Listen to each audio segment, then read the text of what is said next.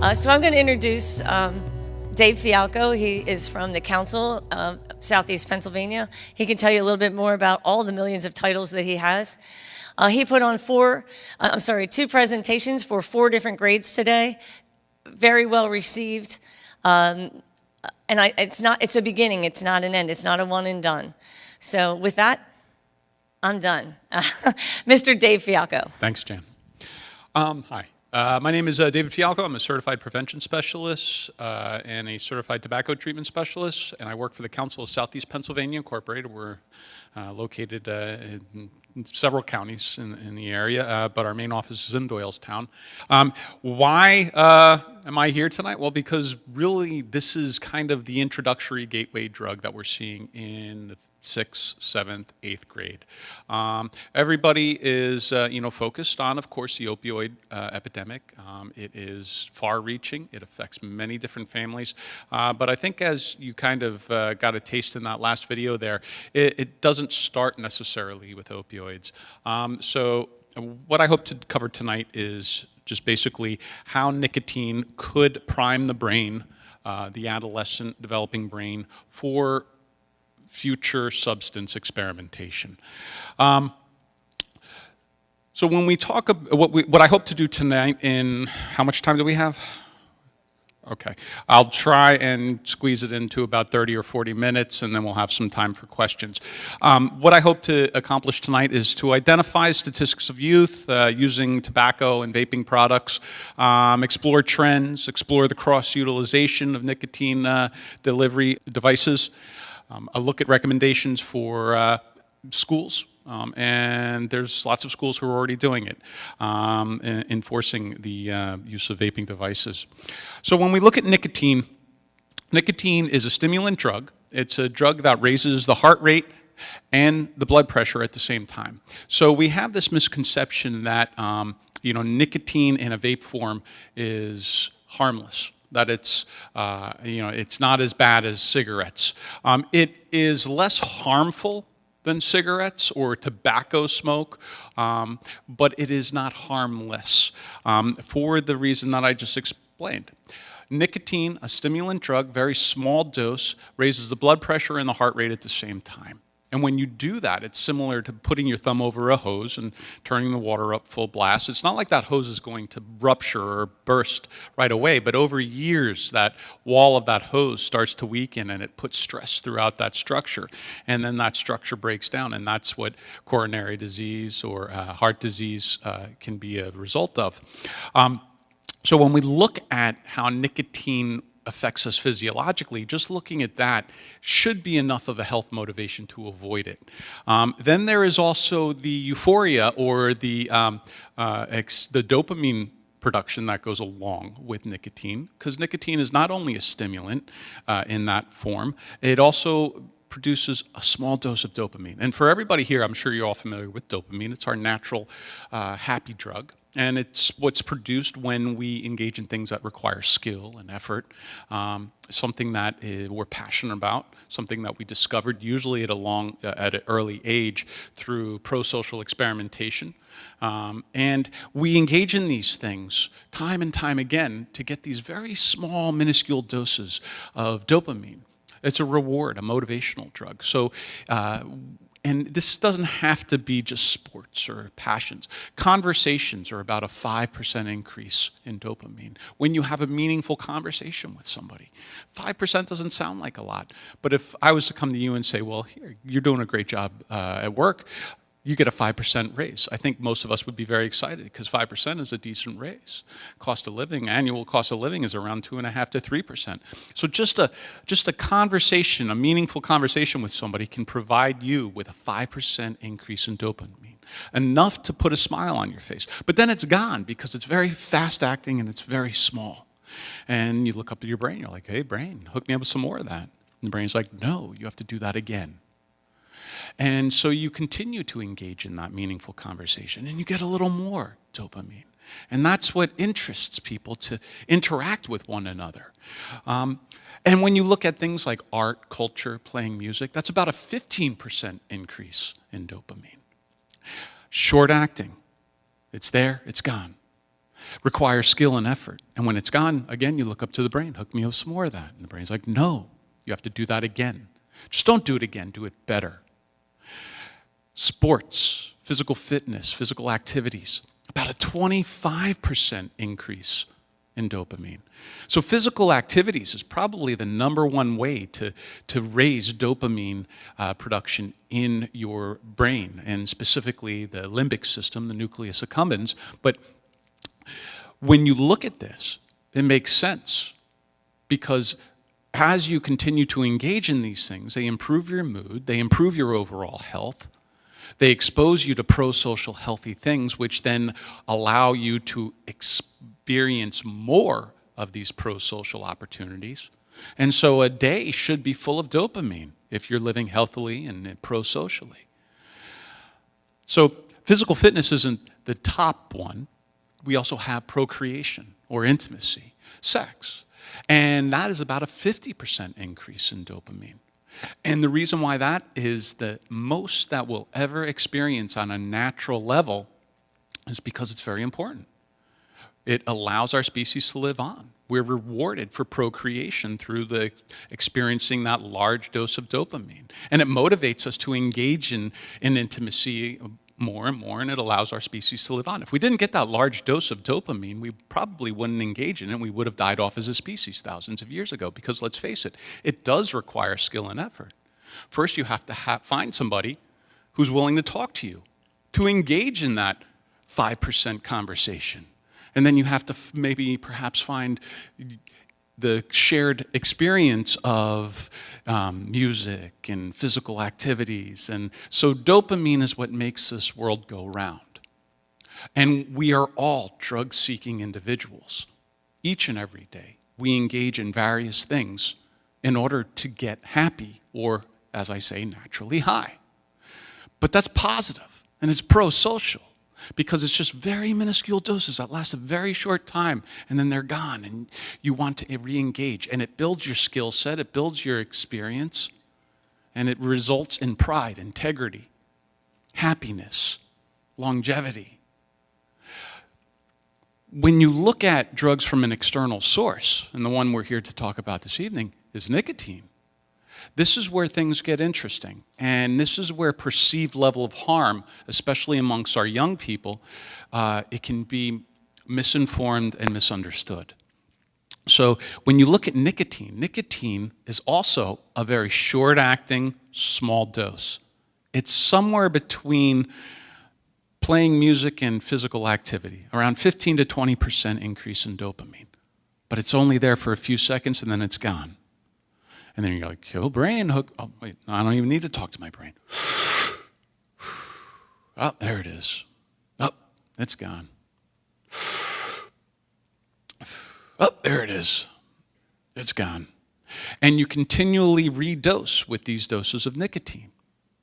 And it doesn't sound that harmful, because it doesn't pass that natural amount or that natural level. It's not a long-acting drug. It's very short-acting. And most people aren't going to end up knocking over a 7-Eleven for a pack of Marlboro Lights or a Juul. And so it's socially acceptable in this society. We don't put it on the same plane as other drugs. But the problem with it is that it can interfere with how we engage in all of those other natural drug-seeking behaviors that are pro-social. The art, the conversation, the theater, this physical activity. And it can take away moments that we miss out on due to using the nicotine rather than engaging in a meaningful conversation. It's also a stimulant which helps us focus. And when you look back in the 80s and throughout really the 40s and 50s and 60s, well into the 90s, the first Indoor Clean Air Act was implemented, I believe, in I want to say Minnesota in the early 70s. Other states followed throughout the 80s and 90s, but we didn't have a national implementation until, I believe, the early 2000s. And so what we saw was workplaces, people could smoke. Cubicles, office spaces, people would smoke and type away on their computers or typewriters or whatever it was back in the day. And employers didn't mind. because it was a stimulant drug, it increased your focus on the work, and it actually increased productivity. So employers were like, great, super. I've got a bunch of nicotine-dependent addicted individuals who are perfectly happy sitting at their desk smoking stimulant after stimulant after stimulant to increase their productivity. And so it was accepted for a long, long time. But once the Clean Air, Indoor Air Act was implemented, now we saw productivity decrease. Because now those very same workers, instead of being focused throughout the 8-hour work shift, are now every 15 to 20 minutes experiencing a nicotine craving. And that distracts them from staying on task. And now they're going outside for 5 to 10 minutes at a time to smoke a cigarette instead of being productive at their desk. And so this is where we started to see, like, wow, nicotine really does interfere with life. And of course, the smoking of it increases coronary disease and cancers of all types. So here we are looking at this drug, nicotine, as, oh, well, it's just nicotine. It's not like it's crack or it's not like it's heroin. But it has great impact on individuals. And that's just at the 20% increase of short-acting dopamine. My concern right now, I have a 6-year-old at home, and he makes good decisions. He takes after my wife, thank gosh. My concern for this generation is cannabis and alcohol and nicotine.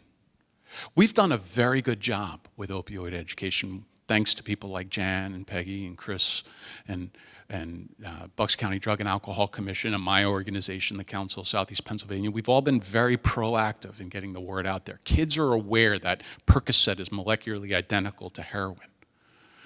But we're not necessarily firing on all cylinders when it comes to cannabis. And when you look at cannabis and its broad social acceptance right now, and it does have medicinal benefits, I'm not going to argue that. My concern is with our perceived level of harm for recreational and for recreational use. Cannabis increases dopamine by 100%. And it's not short-acting. It's long-acting. And it doesn't require any skill or effort. Anybody can do it. I could do it. I'm a fully grown, mature adult brain. I could go to any state and theoretically use cannabis responsibly. Theoretically. Same as alcohol. We can theoretically use alcohol responsibly. And we've seen how that has worked in our society. It doesn't work very well all the time because everybody's different. But when you look at cannabis, 100% increase in dopamine, that's long-acting, no skill, no effort, and a young developing brain, it doesn't take long for that brain to recognize, well, why should I bother with sports or art or culture and put all the skill and effort into it for just this little reward when all I have to do is this and I get this large reward? Because it's 4 times that of 4 times a reward of sports, physical activity. It's 20 times that of a good conversation. And so that's my concern. We should have what I call a high perceived level of harm when it comes to things like cannabis. And then there's cocaine, 300% increase in dopamine. Crack cocaine, 600% increase. Methamphetamine, a factor of 10, 1,000% increase. And then we have opiates, 1,400% increase in dopamine. So when the kids do the research online as which is the least addictive drug of all drugs, and they come back as nicotine and marijuana, it makes sense because nicotine is, basically 20% increase in dopamine and marijuana is 100. It doesn't look like that bad when you compare it to all those other drugs, 300, 600,000.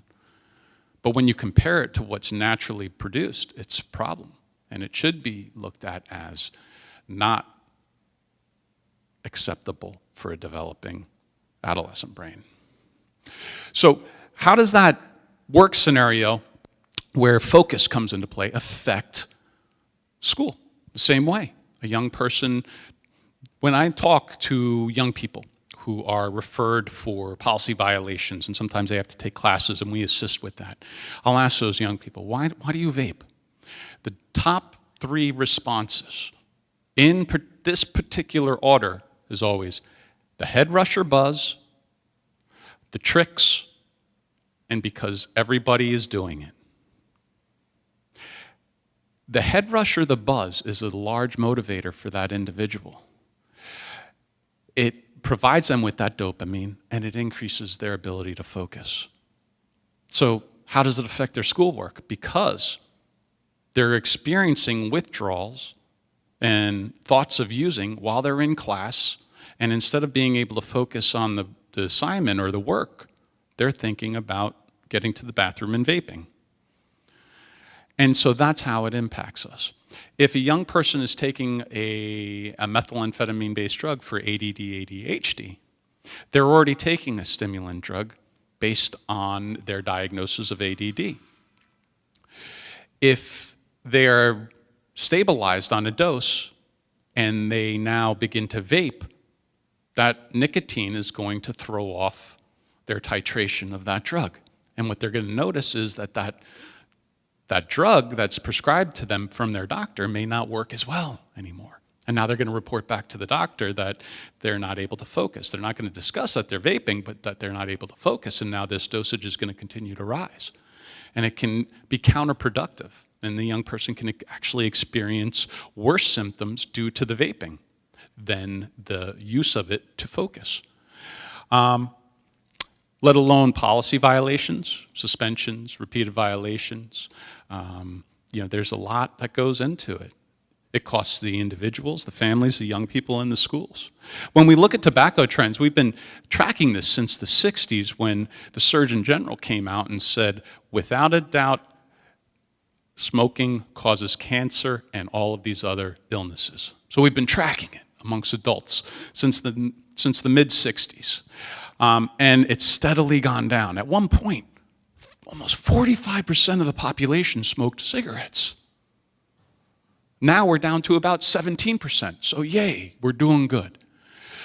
In the early 90s, we started tracking young adults, and that was also in the high 30%. When I was in high school in the 80s, we had a smoking section in the school for the students. You could go out and smoke with your teachers. Because, yes, you still had to be 18 to purchase it in the 80s. Yes, we understood it was unhealthy, but we just didn't have this high perceived level of harm about it yet. Thankfully, we don't have that now. So now we're down to about 16% of young people smoke. So we're doing good. Unfortunately, the Pennsylvania Youth Survey tells us we're not doing so good on something else, the vaping. And since 2015 was the first year that we put a question about vaping on the Pennsylvania Youth Survey, and this is a survey that's provided every 2 years, 2015, so this is the 7th, excuse me, I can't, my vision is gone. This is the 7th, 8th, 9th, 12th grade, and as you can see, this is cigarettes lifetime use right here. So the seniors report about 30% of them in 2015 used a cigarette at some point in their life, tried a cigarette. In 2017, that data went down. That report went down. So fewer seniors in 2017 reported lifetime use of tobacco. Great. Again, we're seeing a reduction in tobacco use in just 2 years. When we look at smokeless tobacco, we're seeing still young people using it, but again, you can see in 2015, it was around 15%. In 2017, it was around 13%. So again, a decrease in smokeless tobacco. And where we see smokeless tobacco is mostly your sports-minded individuals because they don't want to impede their lungs. So they turn to dip or chew or snooze. And then we have cigarette 30-day use, which seniors report about 15% use a cigarette in the last 30 days in 2015. In 2017, we were down to around 12 or 13%. So again, a reduction. We're going to skip over to vaping. In 2015, high school seniors, we had approximately 25% of high school seniors used a vape product in the last 30 days. That 25% outdid the lifetime use of tobacco. So 30-day use was more than lifetime use. And in 2017, it didn't decrease, it increased substantially. So now in 2017, we're in excess of 34 or 35% of high school seniors vaped in the last 30 days. And this is self-report. So I have a feeling it's underreported. And when I talk to young people and they say, because everybody's doing it, we have the numbers right now in the United States. If you took all of the middle school and high school youth who vape, you could fill every NFL stadium, every NBA stadium in the United States and still have enough middle school and high school students to fill Penn State Stadium twice. That's how many kids are vaping in the United States right now. And it's not safe, it's not harmless. So if all of these young people who are vaping end up with lung disease or heart disease in another 10 years, because granted, we don't have any longitudinal double-blind studies on this. This is a new phenomenon. The first e-cigarette was marketed here in the United States roughly 9 years ago. 5 years ago, it was pretty much unheard of. It was originally designed as a cessation device to help people who are smoking move to a less harmful nicotine delivery system with the intent of quitting that within 3 to 4 to 6 months. Great idea. Unfortunately, we started marketing it as a gateway, an introduction to nicotine. And so now we're seeing study after study of young people starting vaping, building a tolerance, and discovering that there's still no better way to deliver nicotine to the system than a cigarette. And once they're college-bound and they're out of the controlled environments, they turn to cigarettes. So when we look at vaping and what they're vaping, just flavoring about 80% of the time, nicotine at about 35%, I believe, no, about 45% of the time. And again, you see this is decreasing with just flavoring. From 2015 to 2017, we see a decrease in the number of people who are just using flavoring, which means there's no nicotine in it. And in 2015 to 2017, we see an increase of people using nicotine. Large spike, almost a 15% increase in 2 years. So the people who were using the flavor only move to nicotine. This is disturbing. Don't know. The sixth grade and seventh grade, they don't know what they're vaping because they're usually handed it by a peer who's older and they don't ask what's in it. So when we look at traditional tobacco, this is the movement from vaping. This is unfortunately where a lot of kids will end up. They start vaping and then they discover that, Black and Milds are a thing. And Black and Milds, one Black and Mild has the nicotine and tar of 10 cigarettes. And they're not just smoking the Black and Milds. These are marketed to young people. These are not marketed to us. These are peach, mango, juicy watermelon. If you or I wanted to smoke tobacco, we would just smoke tobacco. That's the flavor we're going for. This is predatory marketing. If it is a Black and Mild or any other one of a cigarello, and these are cheap, 3 for 99 cents for a cigarello. Black and Mild's about $2.50 a pack, right, Mel? About $2.50, $3 a pack. Is equivalent to about 40 cigarettes in a pack of Black and Mild. 3 cigarellos for 99 cents, that's equivalent to 20 to 30 cigarettes, the amount of tar and nicotine in those. And when they freak them, because these are regulated just slightly different than cigarettes, they're allowed to be sold on the counter or on ends of aisles because they're not intended to be inhaled. They're packed very tightly. But what the young people do is they roll them up, they loosen the tobacco, they tap some of the tobacco out, and then they repack it very loosely, and now it smokes like a cigarette. And you smoke essentially 10 cigarettes at once, and you just don't smoke one of these a day. So now young people, if they're smoking 2 Black and Milds a day, they're smoking the equivalent of a pack of cigarettes. And the problem with this is there's no filter in here. So you're getting the full brunt of the tar and particulate matter. I talked about athletes using the smokeless tobacco. We have a very blood-rich region here in the jaw and the mucosal membrane of the palate and the nose, and it's very sensitive to toxins and the carcinogens in the tobacco. And so there is a very high rate of mouth and throat and neck, cancers of the neck and esophagus. We now have these little packs called snoozes,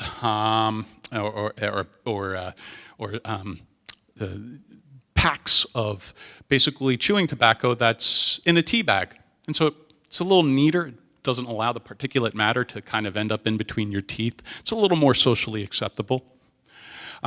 There's still no better delivery system than a menthol cigarette. And menthol has a very interesting effect.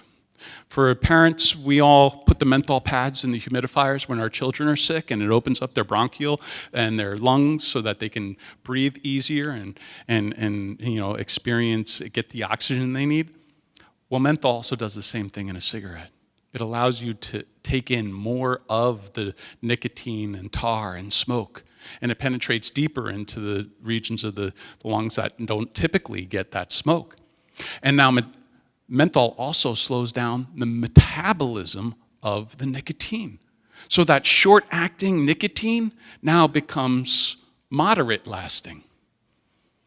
So now that nicotine high lasts longer because the menthol slows down the metabolic process of utilizing that. So now you get a better head rush, you get deeper inhales, and it lasts longer. So we've been calling it vaping. It's not vaping. To truly vaporize something, you need about 900 degrees Fahrenheit. The best these devices get is about 500 or 600 degrees Fahrenheit. So what you're doing is you're aerosoling it. You're partially vaporizing it, and you're ending up with particulate matter suspended in a water molecule. And this particulate matter can have some pretty serious ingredients in it, particularly metal, micro, or what are called submicron particles of lead, tin, manganese. So these coils in these devices are very poorly made, and they're disposable. When you use a pod up or you use your coil up, you throw it out because there's only a short life on them. When those e-juices or oils come in contact with that extremely hot, glowing coil, it expands and contracts and sloughs off microscopic or submicron particles of metal, which end up in the aerosol, which end up deep embedded in your lungs. All right. We have things that are in flavoring, and you'll see a lot of these proprietary vape shops which say, we use FDA-approved food flavorings. Yes, they're FDA approved for food, for ingestion, first and second pass metabolization.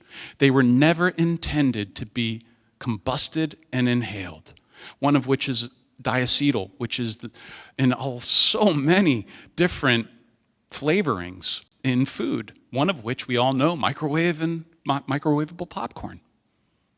It's okay to eat it. You're not supposed to inhale it. If you do, it scars the lung tissue.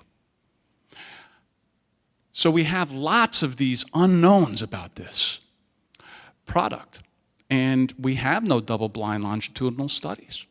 We're not going to see the impact on this for another 10 to 15 years. But what we do see are that a lot of the particles in the aerosol/vapor are similar in construct to that in smoke.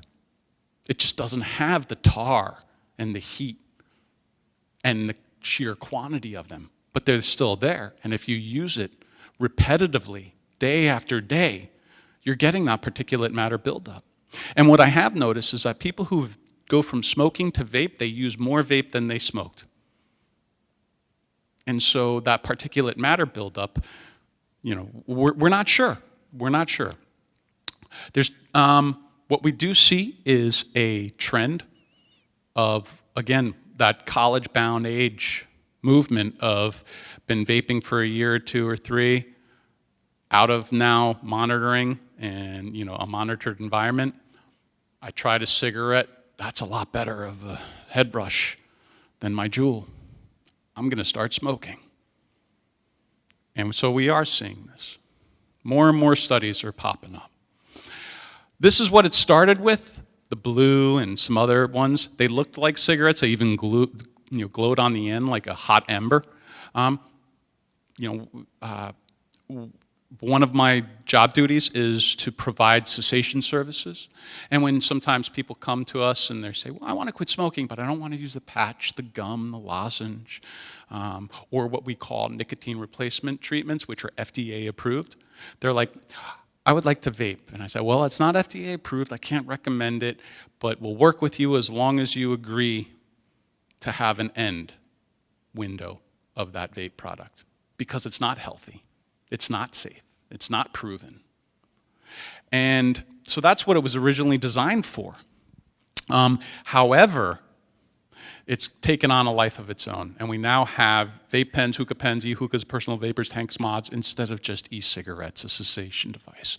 We have ones that are clearly marketed to kind of Generation X. And these are modifiable, and they have lithium-ion batteries in them.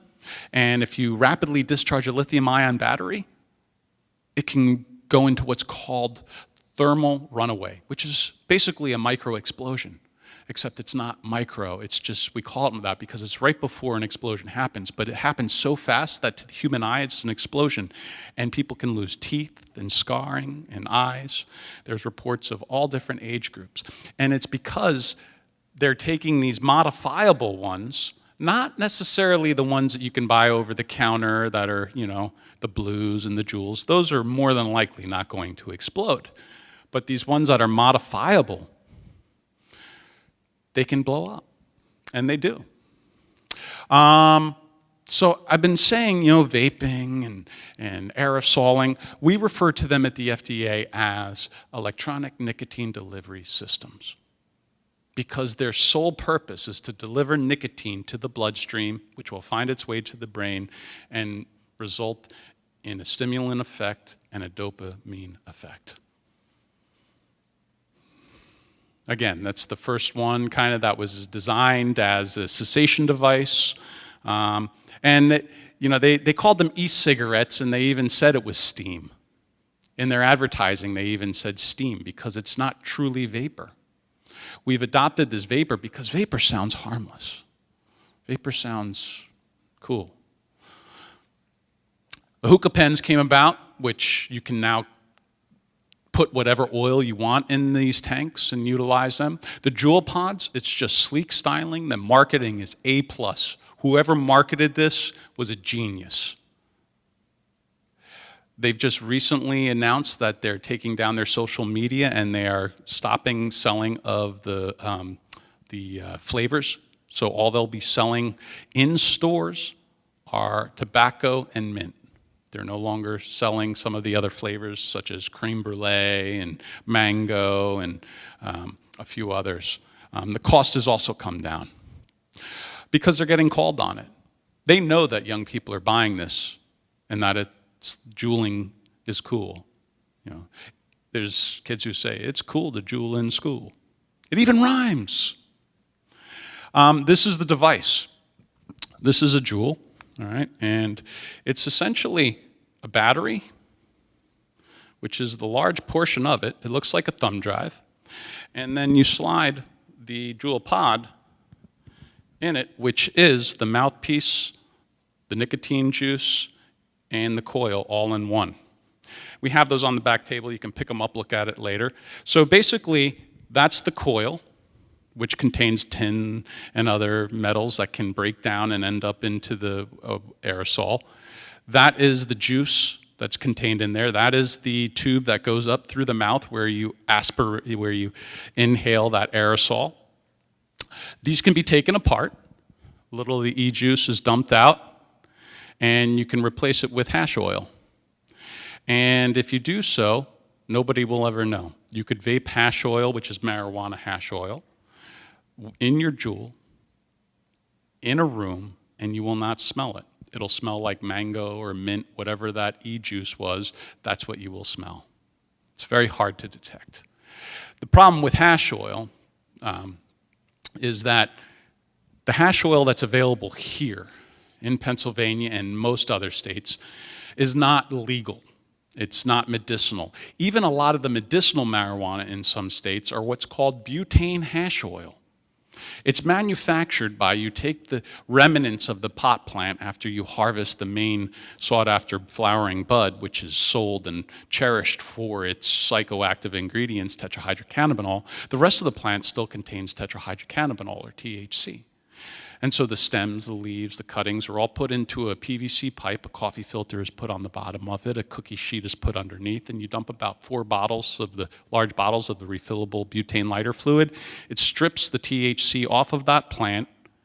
It pools on the cookie sheet into a liquid, butane, and now the butane evaporates, and you're left with a shatter, a wax, an oil, depending on the ratio of the plant and butane.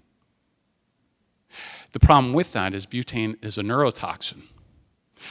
And the butane, once it returns to a gas state from a liquid state, all of the toxins remain in that hash oil.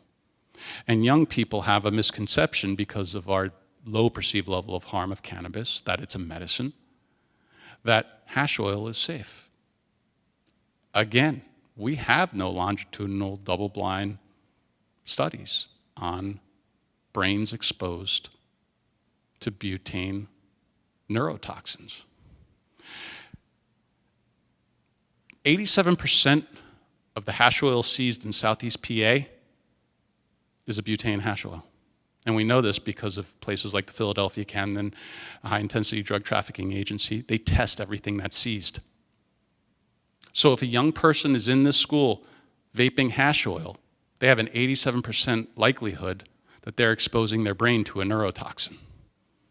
Yet they have no idea. These are some of the forms. All right, so again, depending on your ratio of plant and butane, wax, shatter, crumble. The Juul was originally designed by a company which got their start in the cannabis game. It was called the PAX, and they had a Juul-like device, a vaporizer, that had 4 different pods, one for oil, one for wax, one for dry herb, and one for concentrate. When you vape dry herb, or the marijuana plant itself, you will smell marijuana. All the other forms, you will not. They made such a significant profit on this device that they're like, wow, we could do the same for nicotine. Let's look at that. And then they sold it off. So they are the developers of nicotine, of the Juul. Other ones have been tried and tested, but nothing's caught on like the Juul. This is a phenomenon. This is something that unfortunately role models in society proliferate and reinforce as something that is a healthy alternative to smoking. And again, is it less harmful than smoking? Yes, as far as we know. But is it harmful? Yes, it is not safe. Juul, you can get on YouTube. I'm not going to show you this just for time, but you can get on YouTube, search how to hack a Juul, and it has a mid-30s man with a beard showing kids how to take apart a Juul pod and refill it with hash oil. This is technology. We've got to monitor our kids. We've got to make sure what they're watching, because there are unscrupulous adults who will show youth how to utilize something that they should not be utilizing. Enforcement of suspected cannabis vapor products. First is access. We need to limit their access to it. One of the things that I do also is my colleague back there and I are both what's called commissioned FDA officers. So we regulate and control tobacco products in Bucks and Montgomery County. So we tried to, through certain efforts, limit the access that youth have to tobacco and nicotine products. That's the first step. Second step starts at home. Parents, don't have that misconception that it's just vaping, at least they're not smoking. It will lead to smoking. Have ground rules, have rumble strips. Rumble strips are when they get out of the lane, it reminds them to get back in it. As parents, we are rumble strips. We guide our kids to stay in the lane of that healthy highway. Schools, originally designed to educate, now take on the additional roles of monitoring what goes on in schools because of access to things like alcohol and cannabis and nicotine. So schools, I recommend, they very specific signage. My colleagues and I were just talking about one school in particular has great signage. So no smoking or vaping is good, but be more specific. No vaping. The use of nicotine, non-nicotine vaporizing devices are prohibited inside on these premises. Very specific language. All right. A lot of schools have very specific outcomes for nicotine policy violations or tobacco policy violations. What can we do as a community, as parents? Start the conversation. All right. Understand you cannot fix people. You can only support them. And as parents, we can guide them so that we don't have to fix them. We guide and we support, we expose them to as many pro-social activities that result in natural dopamine production, and then we give them recognition for it, which again increases dopamine, and then we make time to allow them to re-engage in that. Boredom is the #1 reason people use drugs. And if they're not engaged in pro-social healthy activities, you increase the propensity that they will look to something that requires no skill and effort to get those opportunities to experience dopamine. Video games are very interesting. Video games mimic about a 15 to 20% increase in dopamine. Short acting, it's there, it's gone. However, there's no health risks associated with video gaming. However, extended, periods of time sitting in a chair can be unhealthy. So of course, everything in limitation. I don't want to, go off too much of a tangent about video gaming, but absolutely monitor and limit. I have a 6-year-old at home who's been asking for a video game system since he was 3. We're considering moving that way, but with very limited screen time. So, peers listen to peers. So if your child is surrounded by pro-social healthy kids who are making the right decisions, they're going to listen to each other. But if your child gets into that antisocial, unhealthy crowd of kids, they're going to listen to them as well. Observe behaviors. If something changes, let somebody know. If you think your kid is vaping or doing drugs or drinking, they probably are. Go with your gut. Parents have gut feelings for a reason. You have to follow up on it. And hopefully you were wrong. But talk to somebody about it. If you don't have somebody to talk to, or it turns out that it is something, you can use the Student Assistant Program, which my agency also contracts with various schools throughout Bucks County. Neshaminy has a Student Assistant Program here, and you can be done anonymously. Youth can refer another youth to it, and they'll basically have the opportunity to learn if they are engaging in an unhealthy situation, and hopefully it's interrupted. And most importantly, as parents, talk to somebody if you feel overwhelmed, because it is a hard job. It is the hardest job out there, especially in today's society when we have access.